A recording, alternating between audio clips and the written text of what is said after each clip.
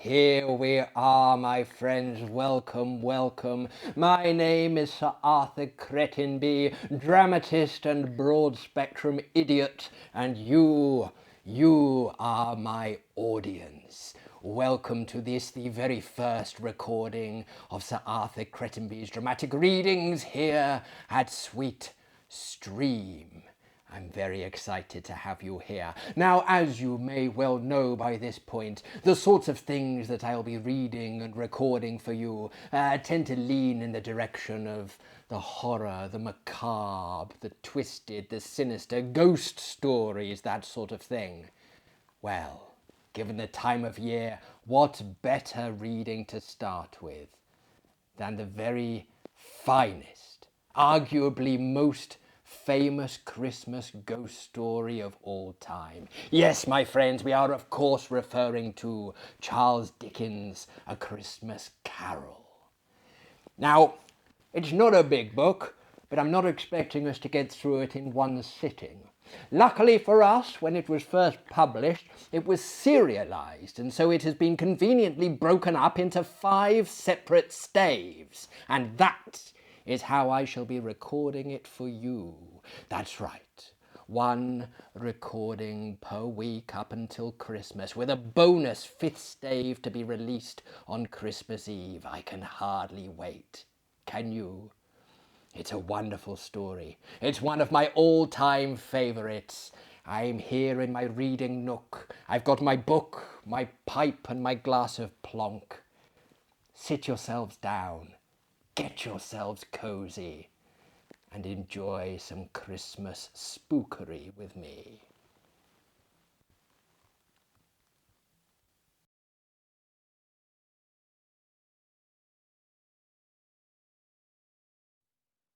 A Christmas Carol by Charles Dickens. Stave 1, Marley's Ghost. Marley was dead, to begin with. There is no doubt whatever about that. The register of his burial was signed by the clergyman, the clerk, the undertaker, and the chief mourner. Scrooge signed it, and Scrooge's name was good upon change for anything he chose to put his hand to. Old Marley was as dead as a doornail. Mind, I don't mean to say I know of my own knowledge what there is particularly dead about a doornail. I might have been inclined myself to regard a coffin nail as the deadest piece of ironmongery in the trade, but the wisdom of our ancestors is in the simile, and my unhallowed hand shall not disturb it, or the country's done for. You will therefore permit me to repeat emphatically that Marley was as dead as a doornail. Scrooge knew he was dead. Of course he did. How could it be otherwise? Scrooge and he were partners for I don't know how many years. Scrooge was his sole executor, his sole administrator, his sole assign, his sole residuary legatee, his sole friend and sole mourner. And even Scrooge was not so dreadfully cut up by the sad event, but that he was an excellent man of business on the very day of the funeral, and solemnized it with an undoubted bargain. The mention of Marley's funeral brings me back to the point that I started from. There is no doubt that Marley was dead. This must be distinctly understood, or nothing wonderful can come of the story I am going to relate. If we are not perfectly convinced that Hamlet's father died before the play began, there will be nothing more remarkable in his taking a stroll at night in an easterly wind upon his own ramparts than there would in any other middle-aged gentleman rashly turning out after dark in a breezy spot, say St. Paul's churchyard, for instance, literally to astonish his son's weak mind. Now, Scrooge never painted out old Marley's name. There it stood, years afterwards, above the warehouse door. Scrooge and Marley. The firm was known as Scrooge and Marley. Sometimes people new to the business called Scrooge Scrooge, and sometimes Marley. But he answered to both names. It was all the same to him. Oh, but he was a tight-fisted hand at the grindstone, Scrooge. A squeezing, wrenching, grasping, scraping, clutching, covetous old sinner. Hard and sharp as flint, from which no steel had ever struck out generous fire. Secret and self-contained and solitary as an oyster. The cold within him froze his old features, nipped his pointed nose, shrivelled his cheek, stiffened his gait, made his eyes red, his thin lips blue, and spoke out shrewdly in his grating voice. A frosty rime was on his head and on his eyebrows and his wiry chin. He carried his own low temperature always about with him. He iced his office in the dog days and didn't thaw it 1 degree at Christmas. External heat and cold had little influence on Scrooge. No warmth could warm, nor wintry weather chill him. No wind that blew was bitterer than he, no falling snow was more intent upon its purpose, no pelting rain less open to entreaty. Foul weather didn't know where to have him. The heaviest rain and snow and hail and sleet could boast the only advantage over him in only one respect. They often came down handsomely. Scrooge never did. Nobody ever stopped him in the street to say with gladsome looks, "My dear Scrooge, how are you? When will you come to see me?" No beggars implored him to bestow a trifle, no children asked him what it was o'clock, no man or woman ever once in all his life inquired the way to such and such a place of Scrooge. Even the blind men's dogs appeared to know him, and when they saw him coming on, would tug their owners into doorways and up courts, and then would wag their tails as though they said, "No eye at all is better than an evil eye, dark master." But what did Scrooge care? It was the very thing he liked, to edge his way along crowded paths of life, warning all human sympathy to keep its distance, was what the knowing ones call nuts to Scrooge. Once upon a time, of all the good days in the year on Christmas Eve, old Scrooge sat busy in his counting-house.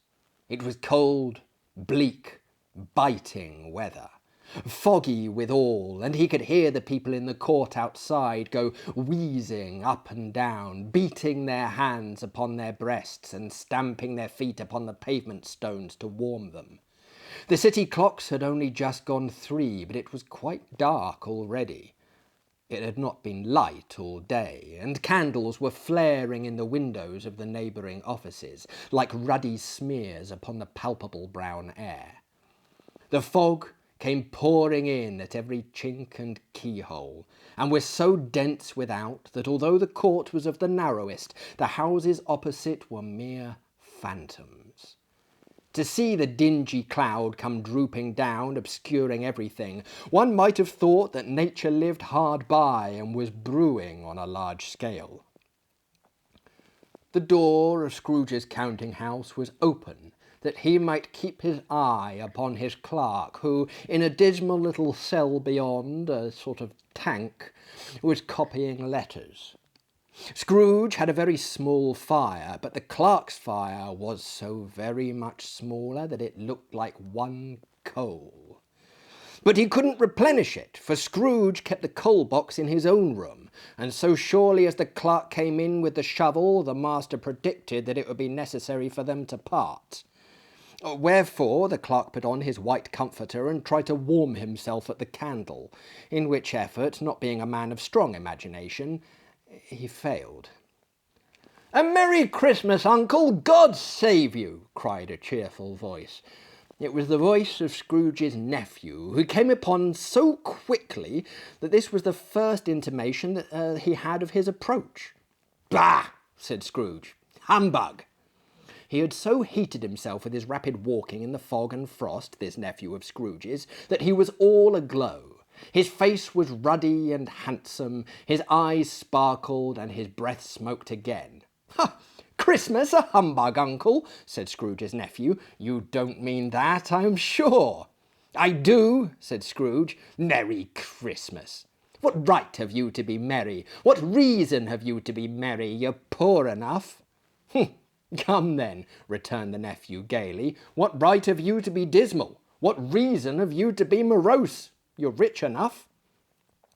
Scrooge, having no better answer ready on the spur of the moment, said, "Dah!" again, following it up with, "Humbug!" "Don't be cross, uncle," said the nephew. "What else can I be," returned the uncle, "when I live in such a world of fools as this? Merry Christmas! Out with Merry Christmas! What's Christmas time to you but a time for paying bills without money? A time for finding yourself a year older and not an hour richer? A time for balancing your books and having every item in 'em through a round dozen of months presented dead against you? If I could work my will," said Scrooge indignantly, "every idiot who goes about with Merry Christmas on his lips should be boiled with his own pudding and buried with a stake of holly through his heart, he should." "Uncle," pleaded the nephew. "Nephew," returned the uncle sternly, "keep Christmas in your way and let me keep it in mine." "Keep it?" repeated Scrooge's nephew, "but you don't keep it."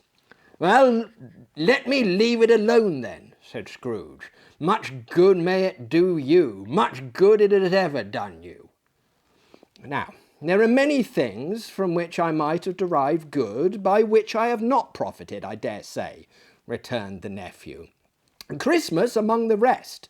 But I am sure I have always thought of Christmas time when it has come around, apart from the veneration due to its sacred name and origin, if anything belonging to it can be apart from that, as a good time, a kind, forgiving, charitable, pleasant time. The only time I know of in the long calendar of the year when men and women seem by one consent to open their shut-up hearts freely, and to think of people below them as if they really were fellow passengers to the grave, and not another race of creatures bound on other journeys. And therefore, uncle, though it has never put a scrap of gold or silver in my pocket, I believe it has done me good, and will do me good, and I say, God bless it." The clerk in the tank involuntarily applauded. Becoming immediately sensible of the impropriety, he poked at the fire and extinguished the last frail spark for ever. "Let me hear another sound from you," said Scrooge, "and you'll keep Christmas by losing your situation." "You're quite a powerful speaker, sir," he added, turning to his nephew. "I wonder you don't go into Parliament." "Don't be angry, uncle. Come, dine with us tomorrow." Scrooge said he would see him. Yes, indeed he did. He went the whole length of the expression, and said that he would see him in that extremity first. "But why?" cried Scrooge's nephew. "Why?" "Why did you get married?" said Scrooge. "Because I fell in love." "Because you fell in love," growled Scrooge, as if that were the only thing that was more ridiculous than a Merry Christmas. "Good afternoon." "Nay, uncle, but you never came to see me before that happened. Why give it as a reason for not coming now?" "Good afternoon," said Scrooge. "I want nothing from you. I ask nothing of you. Why can't we be friends?" "Good afternoon," said Scrooge. "Well, I'm sorry with all my heart to find you so resolute. We've never had any quarrel to which I've been party. But I have made the trial in homage to Christmas, and I'll keep my Christmas humour to the last. So, a Merry Christmas, uncle." "Good afternoon," said Scrooge. "And a Happy New Year." "Good afternoon," said Scrooge. His nephew left the room without an angry word notwithstanding. He stopped at the outer door to bestow the greetings of the season on the clerk, who, cold as he was warmer than Scrooge, for he returned them cordially. "There's another fellow," muttered Scrooge, who overheard him. "My clerk, with 15 shillings a week and a wife and family, talking about a Merry Christmas. I'll retire to Bedlam." This lunatic, in letting Scrooge's nephew out, had let 2 other people in. They were portly gentlemen, pleasant to behold, and now stood with their hats off in Scrooge's office. They had books and papers in their hands and bowed to him. Scrooge and Marley's, I believe, said one of the gentlemen, referring to his list. Have I the pleasure of addressing Mr. Scrooge or Mr. Marley? Mr. Marley has been dead these 7 years, Scrooge replied. He died 7 years ago this very night. Oh, well, we have no doubt his liberality is well represented by his surviving partner, said the gentleman, presenting his credentials. It certainly was, for they had been two kindred spirits. At the ominous word liberality, Scrooge frowned and shook his head and handed the credentials back. At this festive season of the year, Mr. Scrooge, said the gentleman, taking up his pen, it is more than usually desirable that we should make some slight provision for the poor and destitute, who suffer greatly at the present time. Oh, many thousands are in want of common necessities. Hundreds of thousands are in want of common comfort, sir. Are there no prisons? Asked Scrooge. Oh, plenty of prisons, said the gentleman, laying down the pen again. And the union workhouses? Demanded Scrooge. Are they still in operation? Ah, they are still, returned the gentleman. I wish I could say they were not. The treadmill and the poor law are in full vigour then, said Scrooge. Both very busy, sir. Oh! I was afraid, from what you said at first, that something had occurred to stop them in their usual course, said Scrooge. I'm very glad to hear it. Under the impression that they scarcely furnish Christian cheer of mind or body to the multitude, returned the gentleman, a few of us are endeavouring to raise a fund to buy the poor some meat and drink and means of warmth. We chose this time because it is a time of all others when want is keenly felt and abundance rejoices. What shall I put you down for? Nothing, Scrooge replied. Oh, you wish to be anonymous. I wish to be left alone, said Scrooge. Since you ask me what I wish, gentlemen, that is my answer. I don't make merry myself at Christmas, and I can't afford to make idle people merry. I help to support the establishments I have mentioned. They cost enough, and those who are badly off must go there. Well, many can't go there, and many would rather die. If they would rather die, said Scrooge, they had better do it and decrease the surplus population. Besides, excuse me, I don't know that. Oh, but you might know it, observed the gentleman. It's not my business, Scrooge returned. It's enough for a man to understand his own business and not to interfere with other people's. Mine occupies me constantly. Good afternoon, gentlemen. Seeing clearly that it would be useless to pursue their point, the gentlemen withdrew. Scrooge resumed his labours with an improved opinion of himself, and in a more facetious temper than was usual to him. Meanwhile, the fog and darkness thickened so that people ran about with flaring links, proffering their services to go before horses in carriages and conduct them on their way. The ancient tower of a church, whose gruff old bell was always peeping slyly down at Scrooge out of a Gothic window in the wall, became invisible and struck the hours and quarters in the clouds with tremulous vibrations afterwards, as if its teeth were chattering in its frozen head up there. The cold became intense. In the main street, at the corner of the court, some labourers were repairing the gas pipes, and had lighted a great fire in a brazier, around which a party of ragged men and boys were gathered, warming their hands and winking their eyes before the blaze in rapture. The water plug being left in solitude, its overflowing sullenly congealed and turned into misanthropic ice. The brightness of the shops where holly sprigs and berries crackled in the lamp heat of the windows made pale faces ruddy as they passed. Poulterers' and grocers' trades became a splendid joke, a glorious pageant, with which it was next to impossible to believe that such dull principles as bargain and sale had anything to do. The Lord Mayor, in the stronghold of the mighty mansion house, gave orders to his 50 cooks and butlers to keep Christmas as a Lord Mayor's household should. And even the little tailor, whom he had fined 5 shillings on the previous Monday for being drunk and bloodthirsty in the street, stirred up tomorrow's pudding in his garret, while his lean wife and the baby sallied out to buy the beef. Foggier yet, and colder. Piercing, searching, biting cold. If the good St. Dunstan had but nipped the evil spirit's nose with a touch of such weather as that, instead of using his familiar weapons, then indeed he would have roared to lusty purpose. The owner of one scant young nose, gnawed and mumbled by the hungry cold as bones are gnawed by dogs, stooped down at Scrooge's keyhole to regale him with a Christmas carol. But at the first sound of "God bless ye, merry gentlemen, may nothing you dismay," Scrooge seized the ruler with such energy of action that the singer fled in terror, leaving the keyhole to the fog and even more congenial frost.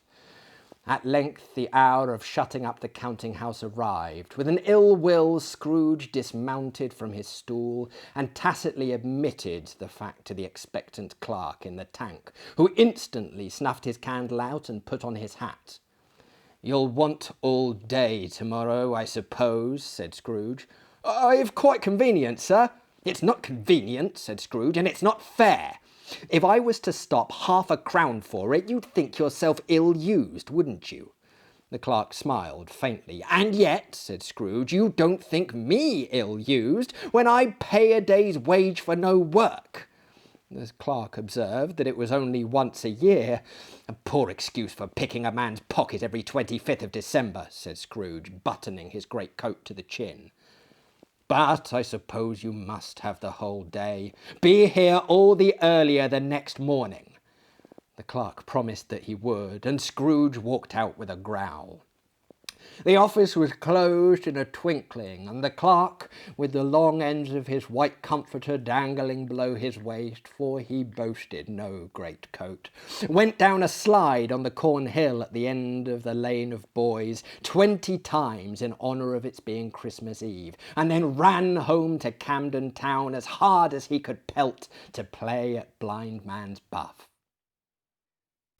Scrooge took his melancholy dinner in his usual melancholy tavern, and having read all the newspapers and beguiled the rest of the evening with his banker's book, went home to bed. He lived in chambers which had once belonged to his deceased partner. They were a gloomy suite of rooms in a lowering pile of buildings up a yard, where it had so little business to be that one could scarcely help fancying that it must have run there when it was a young house playing hide-and-seek with the other houses and had forgotten its way out again. It was old enough now and dreary enough, for nobody lived in it but Scrooge, the other rooms all being let out as offices. The yard was so dark that even Scrooge, who knew its every stone, was fain to grope with his hands. The fog and frost so hung about the black old gateway of the house that it seemed as if the genius of the weather sat in a mournful meditation on the threshold. Now, it is a fact that there was nothing at all particular about the knocker on the door, except that it was very large. It is also a fact that Scrooge had seen it night and morning during his whole residence at that place. Also that Scrooge had as little of what is called fancy about him as any man in the city of London, even including, which is a very bold word, the corporation, alderman, and livery. Let it also be borne in mind that Scrooge had not bestowed one thought on Marley since his last mention of his 7 years dead partner that afternoon. And then let any man explain to me, if he can, how it happened that Scrooge, having his key in the lock of the door, saw in the knocker, without its undergoing any intermediate process of change, not a knocker, but Marley's face. Marley's face. It was not an impenetrable shadow as other objects in the yard were, but had a dismal light about it, like a bad lobster in a dark cellar. It was not angry or ferocious, but looked at Scrooge as Marley used to look, with ghastly spectacles turned up upon its ghostly forehead. The hair was curiously stirred, as if by breath or hot air, and though the eyes were wide open, they were perfectly motionless. That and its livid colour made it horrible. But its horror seemed to be in spite of the face and beyond its control, rather than as part of its own expression. As Scrooge looked fixedly at this phenomenon, it was a knocker again. To say that he was not startled, or that his blood was not conscious of a terrible sensation to which it had been a stranger from infancy, would be untrue. But he put his hand upon the key he had relinquished, turned it sturdily, walked in, and lighted his candle. He did pause, with a moment's irresolution, before he shut the door, and he did look cautiously behind it first, as if he half expected to be terrified with the sight of Marley's pigtail sticking out into the hall. But there was nothing on the back of the door except the screws and nuts that held the knocker on, and so he said, "Pooh, pooh," and closed it with a bang. The sound resounded through the house like thunder. Every room above and every cask in the wine merchant's cellar below appeared to have a separate peal of echoes of its own. Scrooge was not a man to be frightened by echoes. He fastened the door and walked up across the hall, up the stairs, slowly too, trimming his candle as he went. You may talk vaguely about driving a coach and six up a good old flight of stairs, or through a bad young Act of Parliament, but I mean to say you might have got a hearse up that staircase and taken it broadwise with the splinter bar toward the wall and the door towards the balustrades, and done it easy. There was plenty of width for that, and room to spare, which is perhaps the reason why Scrooge thought he saw a locomotive hearse going on before him in the gloom. Half a dozen gas lamps out of the street wouldn't have lighted the entryway too well, so you might suppose that it was pretty dark with Scrooge's dip. Up Scrooge went, not caring a button for that. Darkness was cheap, and Scrooge liked it. But before he shut his heavy door, he walked through his rooms to see that all was right. He had just enough recollection of the face to desire to do that. Sitting room, bedroom, lumber room, all as they should be. Nothing under the table, nobody under the sofa, a small fire in the grate, spoon and basin ready, and the little saucepan of gruel, Scrooge had a cold in his head, upon the hob. Nobody under the bed, nobody in the closet, nobody in his dressing gown, which was hanging up in a suspicious attitude against the wall. Lumber room as usual, old fire guard, old shoes, 2 fish baskets, washing stand on 3 legs, and a poker. Quite satisfied, he closed the door and locked himself in. Double locked himself in, which was not his custom. Thus secured against surprise, he took off his cravat, put on his dressing gown and slippers and his nightcap, and sat down before the fire to take his gruel. It was a very low fire indeed, nothing on such a bitter night. He was obliged to sit close to it and brood over it before he could extract the least sensation of warmth from such a handful of fuel. The fireplace was an old one, built by some Dutch merchant long ago, and paved all around with quaint Dutch tiles designed to illustrate the scriptures. There were Cains and Abels, Pharaoh's daughters, queens of Sheba, angelic messengers descending through the air on clouds like feather beds, Abrahams, Balthazars, apostles putting off to sea in butter boats, hundreds of figures to attract his thoughts, and yet that face of Marley. 7 years dead, came like the ancient prophet's rod and swallowed up the whole. If each smooth tile had been a blank at first, with power to shape some picture on its surface from the disjointed fragments of his thoughts, there would have been a copy of old Marley's head on every one. "Humbug!" said Scrooge, and walked across the room. After several turns, he sat down again. As he threw his head back in the chair, his glance happened to rest upon a bell. A disused bell that hung up in the room and communicated for some purpose now forgotten with a chamber in the highest story of the building. It was with great astonishment and with a strange, inexplicable dread that as he looked he saw the bell begin to swing. It swung so softly in the outset that it scarcely made a sound, but soon it rang out loudly, and so did every bell in the house. This might have lasted half a minute or a minute, but it seemed like an hour. The bell ceased as soon as they had begun together. They were succeeded by a clanking noise, deep down below, as if some purpose were dragging a heavy chain over the casks in the wine merchant's cellar. Scrooge then remembered to have heard that ghosts in haunted houses were described as dragging chains. The cellar door flew open with a booming sound, and then he heard the noise much louder on the floors below. Then coming up the stairs. Then coming straight towards his door. "It's a humbug still," said Scrooge. "I won't believe it."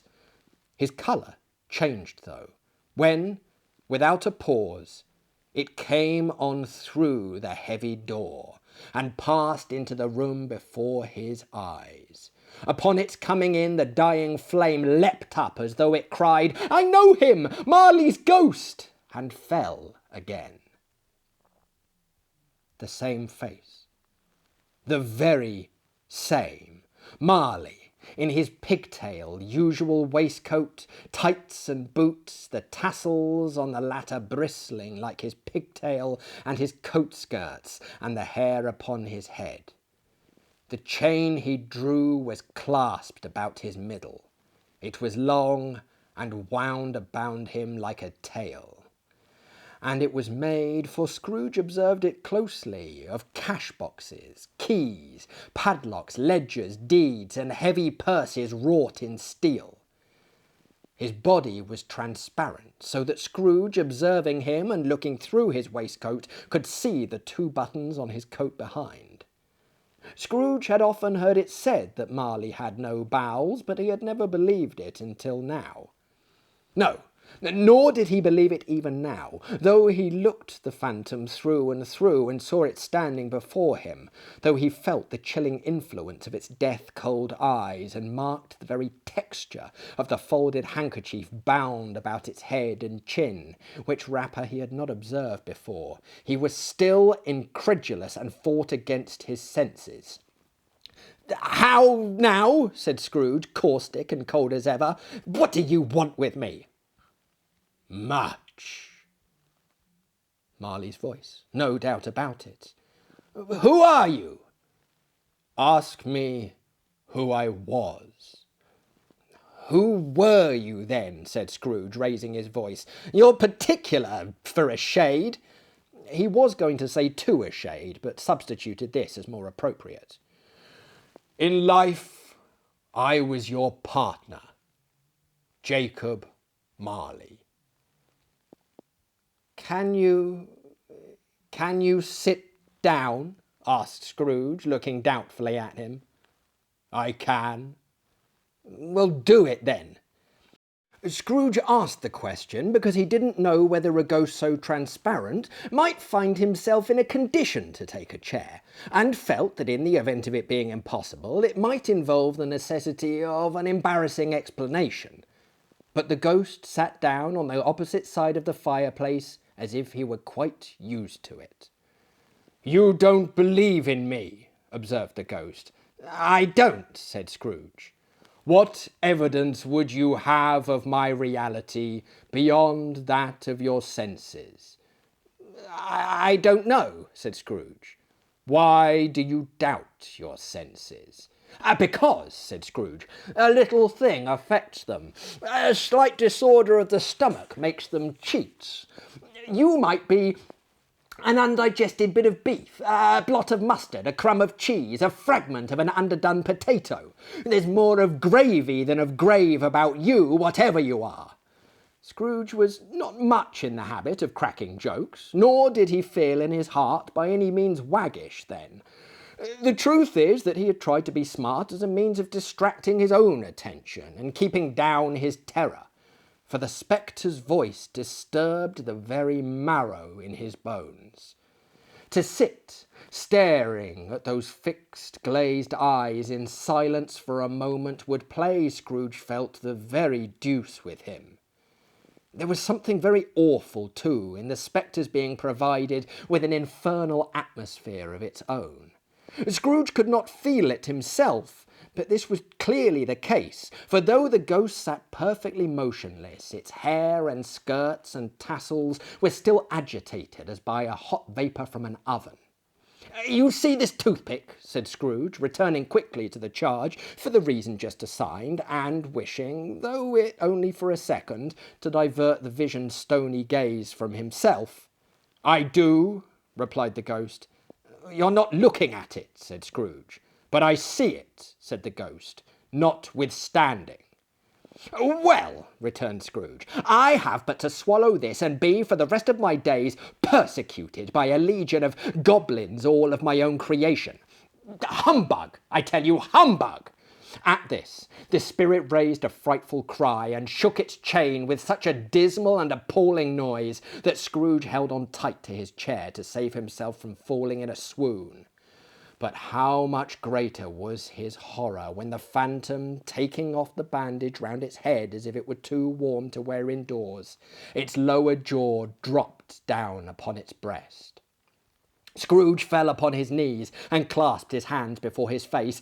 "Mercy," he said, "dreadful apparition, why do you trouble me?" "Man of the worldly mind," replied the ghost, "do you believe in me or not?" "I do," said Scrooge. "I must. But why do spirits walk the earth, and why do they come to me?" "It is required of every man," the ghost returned, "that the spirit within him should walk abroad among his fellow men and travel far and wide. And if that spirit goes not forth in life, it is condemned to do so after death.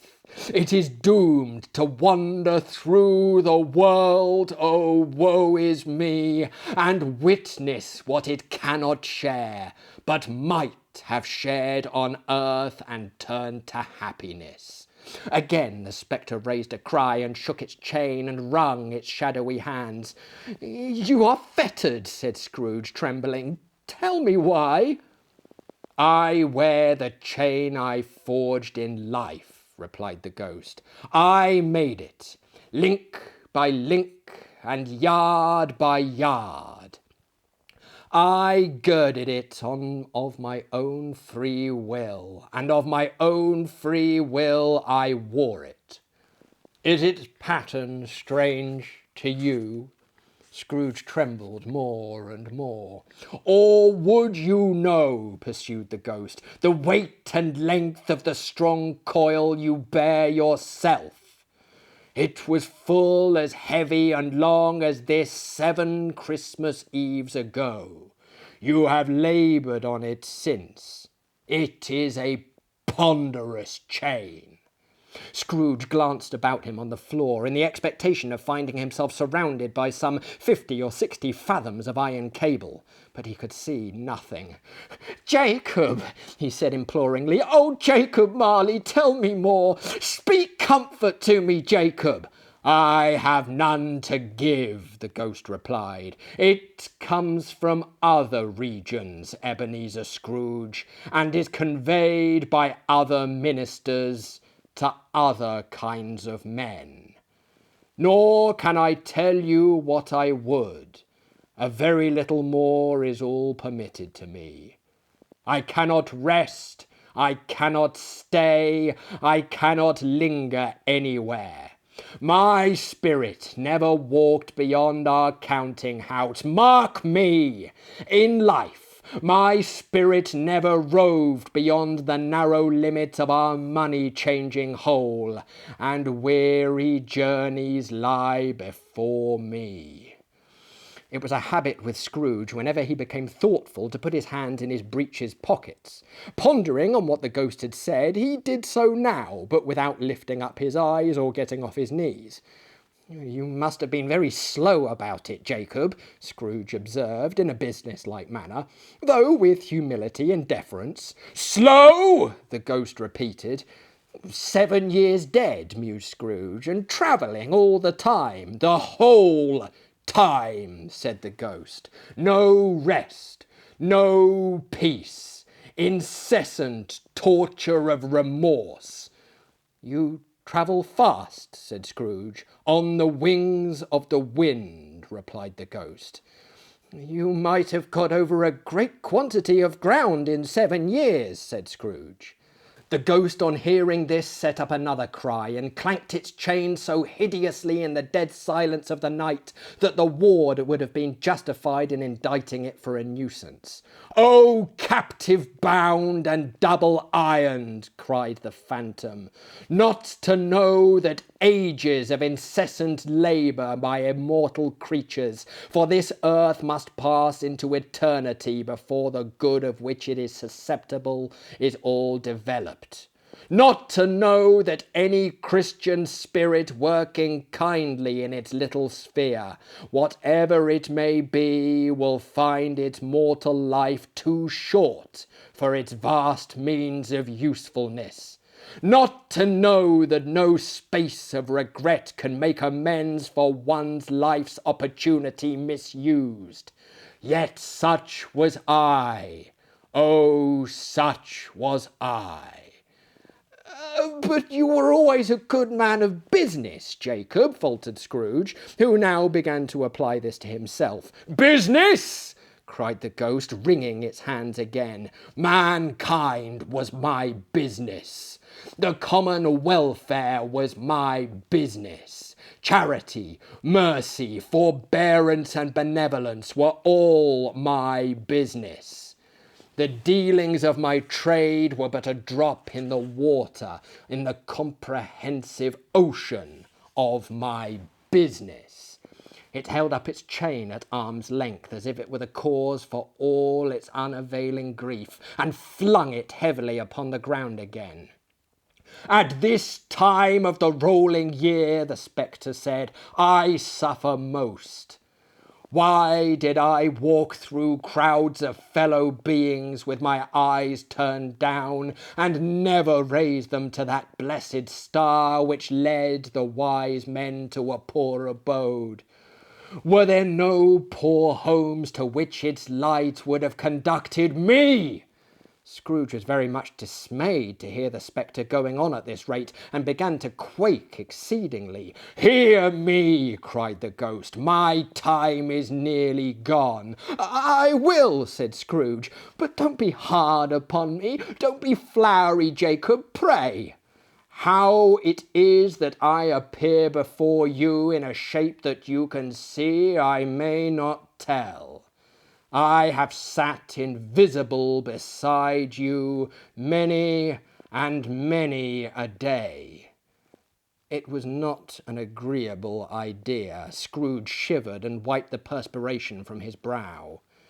"That is no light part of my penance," pursued the ghost. "I am here tonight to warn you that you have yet a chance and hope of escaping my fate. A chance and hope of my procuring, Ebenezer." "You were always a good friend to me," said Scrooge. "Thank ye." "You will be haunted," resumed the ghost, "by 3 spirits." Scrooge's countenance fell almost as low as the ghost's had done.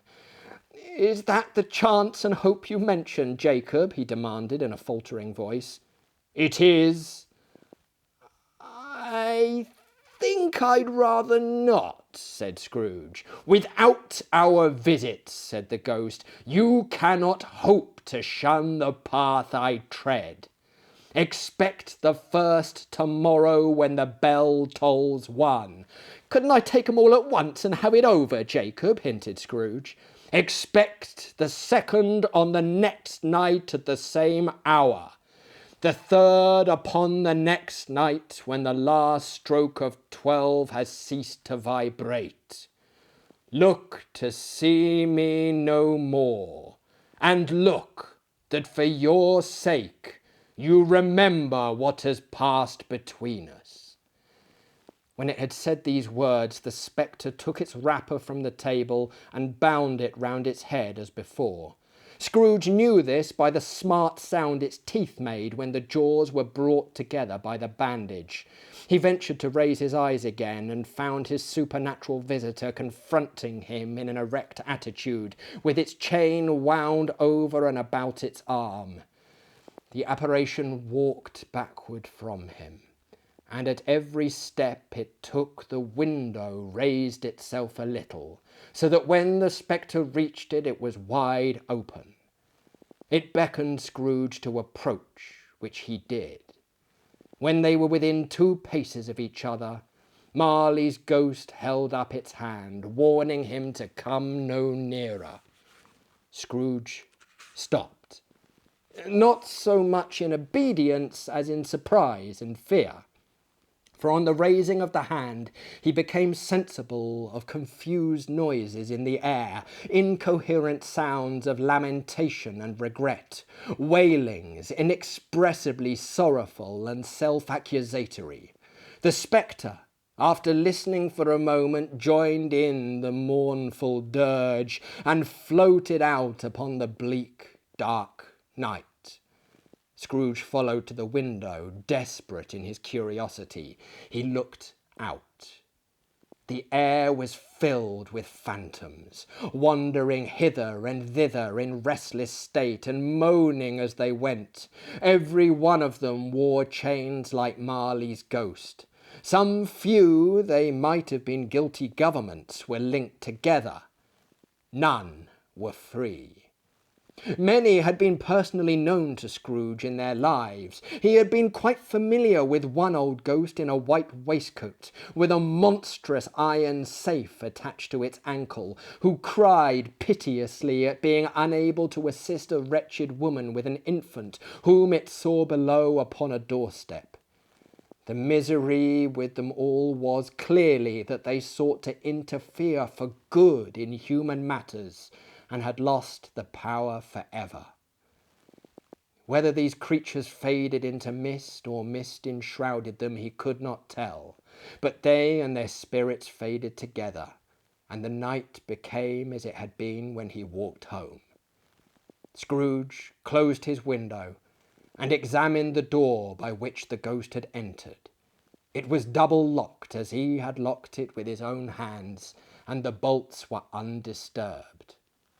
He tried to say "humbug," but stopped at the first syllable, and, being, from the emotion he had undergone, or the fatigues of the day, or his glimpse of the invisible world, or the dull conversation of the ghost, or the lateness of the hour, much in need of repose, went straight to bed without undressing, and fell asleep upon the instant.